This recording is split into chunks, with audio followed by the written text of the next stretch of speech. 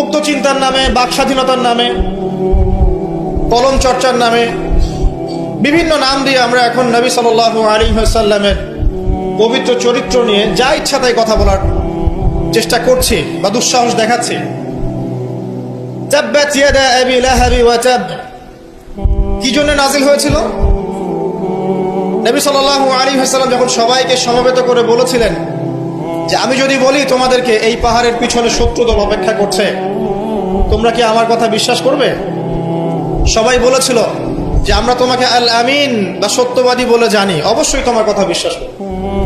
তখন তিনি বলেছিলেন কুলু লা ইলাহা ইল্লাল্লাহ তুফলিহুন, তোমরা শুধু বলো লা ইলাহা ইল্লাল্লাহ, আল্লাহ ছাড়া কোনো ইলাহ নেই, তোমরা সফল হয়ে যাবে। এটা আইয়ামে জাহিলিয়াতের কথা।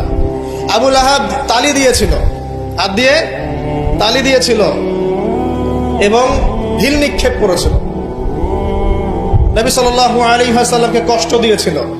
আল্লাহ পাক সূরা নাজিল করেছেন তাব্বাত ইয়াদা আবি লাহাবি ওয়া তাব, ধ্বংস হোক আবু লাহাবের 2 হাত এবং সে নিজেও ধ্বংস হোক। কিয়ামত পর্যন্ত এই পৃথিবীতে যদি একটা মুসলিমও বেঁচে থাকে এবং সে যদি কোরআন পড়তে জানে, সে আবু লাহাবকে এই সূরা পড়ার মধ্য দিয়ে অভিশাপ দিবে ইনশাআল্লাহ তাআলা।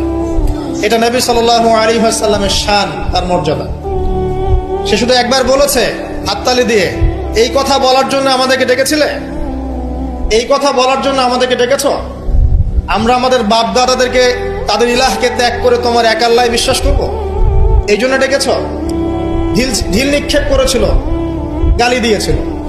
তার আপন চাচা নবী সাল্লাল্লাহু আলাইহি ওয়াসাল্লামের আপন চাচা, আল্লাহ পাক আয়াত নাজিল করলেন আবু লাহাব ধ্বংস হোক এবং সে নিজেও।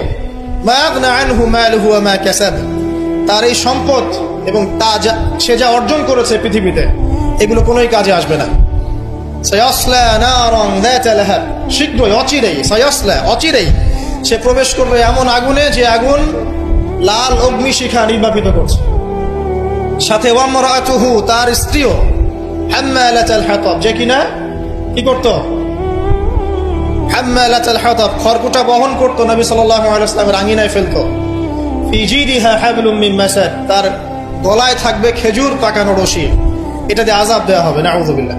কিয়ামত পর্যন্ত যত মানুষ বেঁচে থাকবে মুসলিম, যারা কোরআন পড়বে, ছোট হোক বড় হোক, ধনী গরিব, সাদা কালো, যে কোনো জায়গার, যে কোনো জাতির, যে কোনো বর্ণের, যে কোনো রঙের, আবু লাহাবকে সে কিয়ামত পর্যন্ত গালি দিতে থাকবে। এটা আল্লাহ পাকের বিচার। আর পরকালে তো তার জন্য যন্ত্রণাদায়ক শাস্তি অপেক্ষা করছে।